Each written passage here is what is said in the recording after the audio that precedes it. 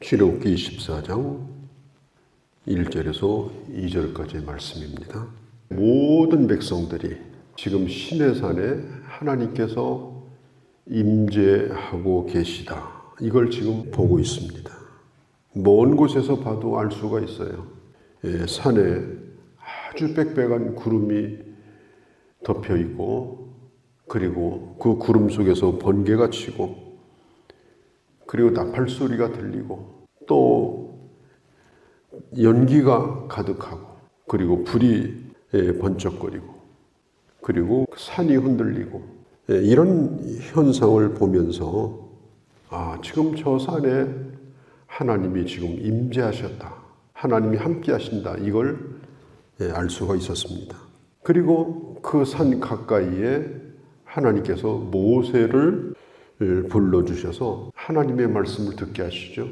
경계선을 그어놓으시고 누구도 거기에 넘어오지 못하도록 그렇게 하셨습니다. 경계선 가장 가까이에는 오늘 성경에 있는 대로 1절에 아론과 그의 두 아들, 그리고 이스라엘의 70명의 장로들을 세우십니다. 올라와 멀리서 경배하고, 이 말은 선을 넘지 않았다는 겁니다. 멀리서 시내산을 바라보면서 하나님을 경배합니다.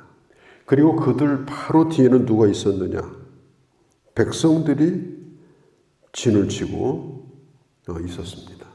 3절에 보면 모세가 와서 여호와의 모든 말씀, 모든 율례를 백성들에게 전하니까 백성들이 아멘으로 응답하며 우리가 그것을 준행하겠다고 그렇게 결단을 합니다.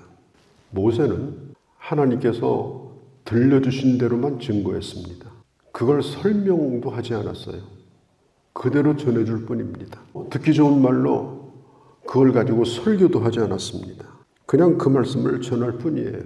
왜냐하면 사람의 말이 권위가 있는 것이 아니고 하나님의 말씀 자체가 권위가 있기 때문에 그렇습니다. 그 하나님의 말씀을 들으면 하나님이 누구인가를 알고 그 사람이 변화되어지고, 그리고 진정으로 그렇게 살겠노라고 결단하고 살면 복을 주시는 말씀이기 때문에 모세는 더 보탤 것도 없고 뺄 것도 없고 들은 그 말씀대로 그대로 그걸 증거했어요. 우리 예수님도 이 땅에 계실 때 이제 안식일날 회당에 들어가지 않습니까? 회당에 들어가면 예수님은 설교를 하지 않고 하나님의 말씀을 낭독했습니다.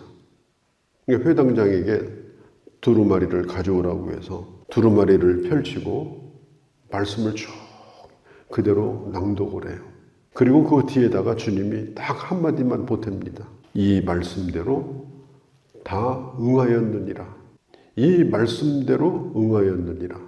지금도 이 말씀대로 되어지고, 그리고 앞으로도 이 말씀대로 될 것이다.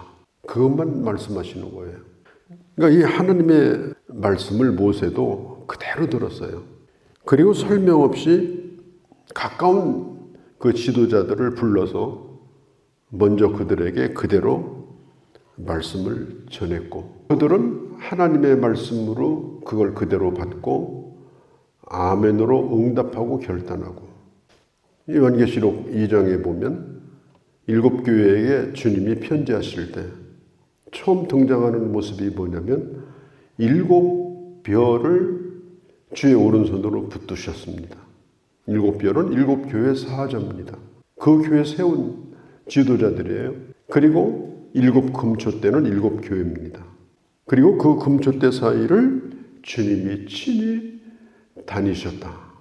그러니까 주님께서는 교회에 하나님의 말씀을 전하는 자를 세우시고 그를 오른손으로 붙드셔서 그를 통하여 하나님의 교회를 돌보게 하시고 하나님의 말씀을 전하게 하시는 겁니다. 그렇기 때문에 이 교회 지도자는 하나님의 오른손에 붙들려져 있는 것이 매우 중요합니다. 하나님의 영적인 그 세계 속에 계속 거해야 되고, 또 하나님의 영광 가운데 늘 가까이 가려고 애를 써야 되고, 그리고 7별처럼 하나님의 손에 붙들려져서 쓰여지는 자가 되어야 합니다. 자, 교회란 뭐냐? 이건 아주 중요한 거거든요. 교회란 뭐냐? 어떤 게 교회냐? 또 어떤 것이 이게 좋은 교회냐? 조건이 딱 두 가지가 있습니다. 첫 번째는 내가 하나님의 말씀을 나는 증거하고 있다. 나는 사람의 말을 하지 않는다. 나를 세우셔서 오늘도 교회의 성도들을 향해서 하나님이 나를 통해서 말씀하신다. 그 확신을 가지고 있고 또 그 말씀 앞에 두려움을 가지고 있고 그리고 그 말씀을 온전히 증거하려고 하는 교회 지도자가 있고 그걸 듣는 사람들이 하나님의 말씀으로 온전히 받고 데살로니가 교회처럼 온전히 그 하나님의 말씀을 받고 아멘으로 응답하고 사람의 말로 받지 아니하고 그런 목회자와 그런 성도들이 하나 되어서 하나님을 예배하고 그리고 하나님의 일을 이루어가는 것 그런 교회가 참교회입니다.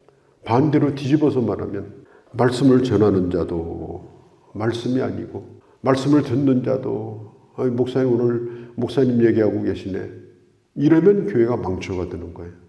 이미 교회가 아니에요. 그냥 강연 듣는 회당이고 인간의 모임에 불과한 거지. 진정한 교회라고 볼 수가 없는 겁니다. 그러니까 이것이 아주 중요해요.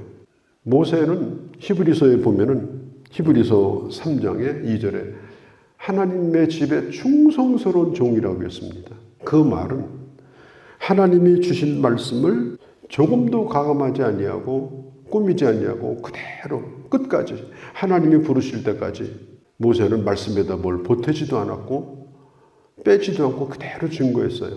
그러니까 예수님이 이 땅에 오셔서 하나님의 뜻을 온전히 증거한 것처럼 모세도 그렇게 충성스러운 종의 역할을 끝까지 감당을 했습니다.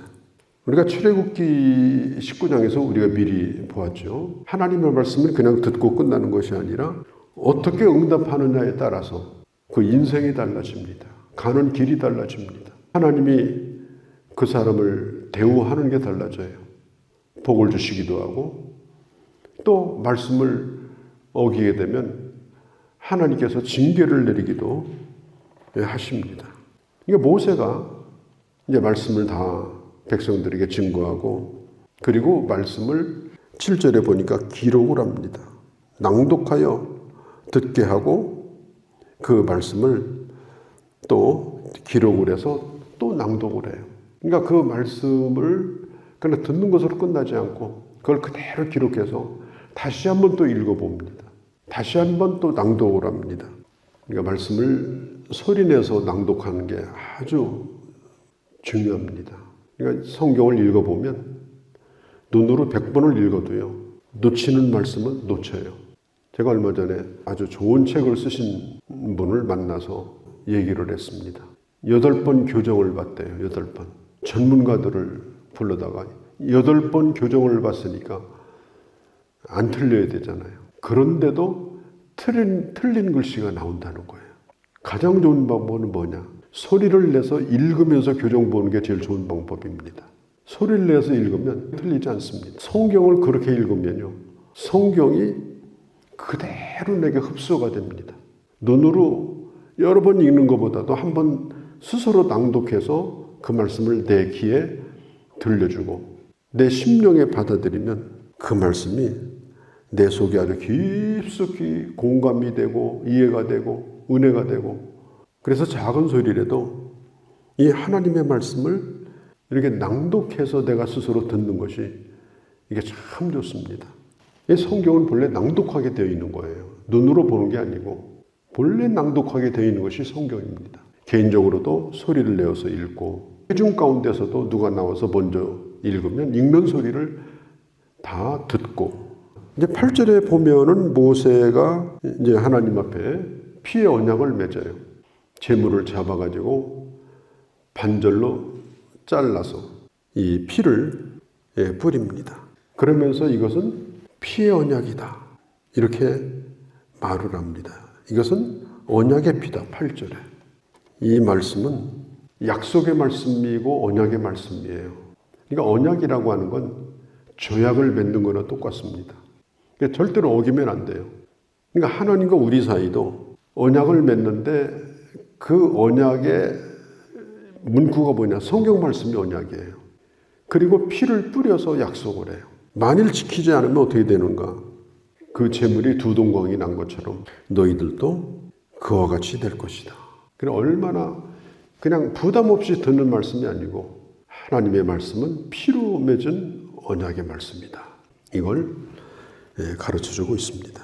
그리고 피의 언약을 마친 다음에 모세와 아론과 그의 아들 나답과 아비후와 그리고 70인의 장로들이 부름을 받고 하나님이 정해놓으신 경계선을 넘어갑니다. 이게 아주 중요한 일이에요. 하나님이 정해놓으신 경계선을 넘어가고 또 10절에 이스라엘의 하나님을 보니 그리고 하나님을 봅니다. 보니까 그 발날에 청옥을 편듯 하고 하늘같이 청명하더라. 죄인이 어떻게 하나님을 볼 수가 있겠습니까? 그러나 그들은 하나님의 영광 가운데 거하는 그런 놀라운 경험을 그 이스라엘의 지도자들이 경험을 하게 됩니다. 그리고 11절에 하나님을 뵙고 먹고 마셨더라. 이게 영적 세계입니다.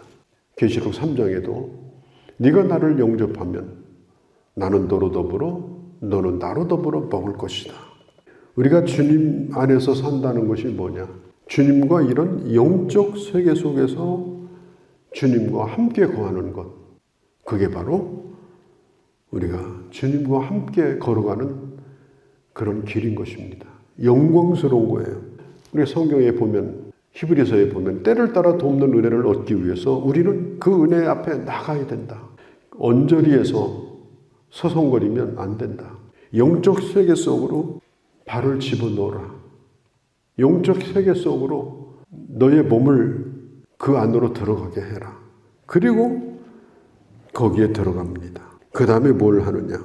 이제 그때부터 14절에 장로들에게 이르되 여기 우리가 너희에게로 돌아오기까지 기다리라. 하나님의 말씀을 듣는 것은 요란스럽고 막 소리치고 소란스럽고 그런 데서 임하는 게 아니고 기다리는 시간이 필요해요.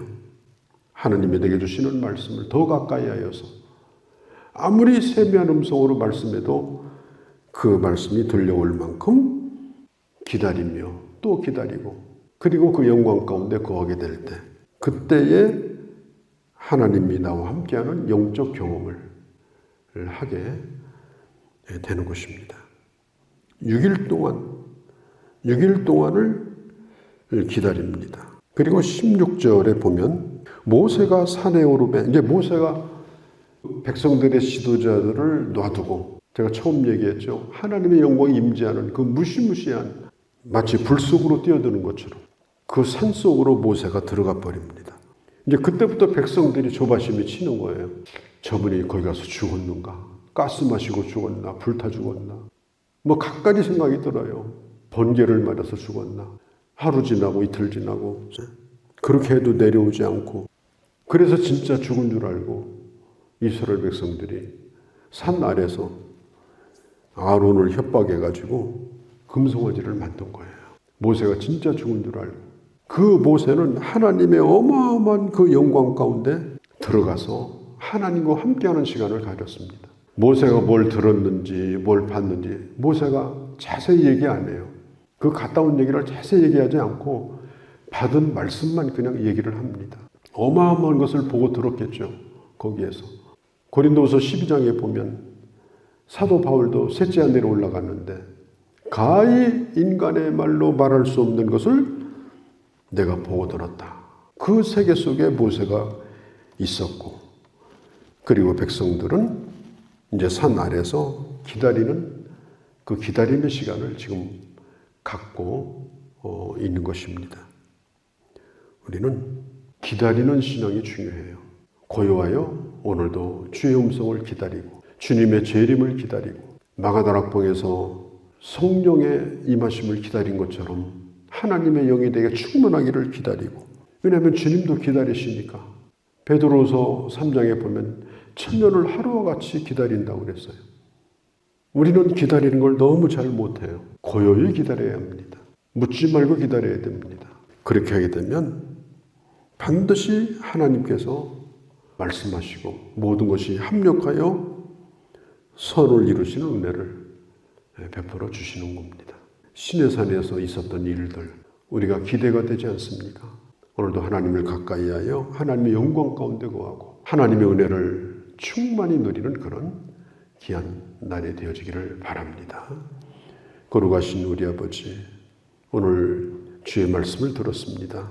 하나님의 그 영광 가운데 그걸 바라보며 주의 음성을 들었던 그 영광을 저희도 누리게 하시고 또 들은 자의 책임을 다하며 아멘으로 응답하고 결단하며 복된 자로 살아가는 저희가 되게 하여 주옵소서. 그리고 오늘 또 주의 은혜를 기다리고 은혜의 보좌 앞에도 가까이 나가는 귀한 시간 되게 하여 주옵소서. 우리 주 예수님의 이름으로 기도하옵나이다. 아멘.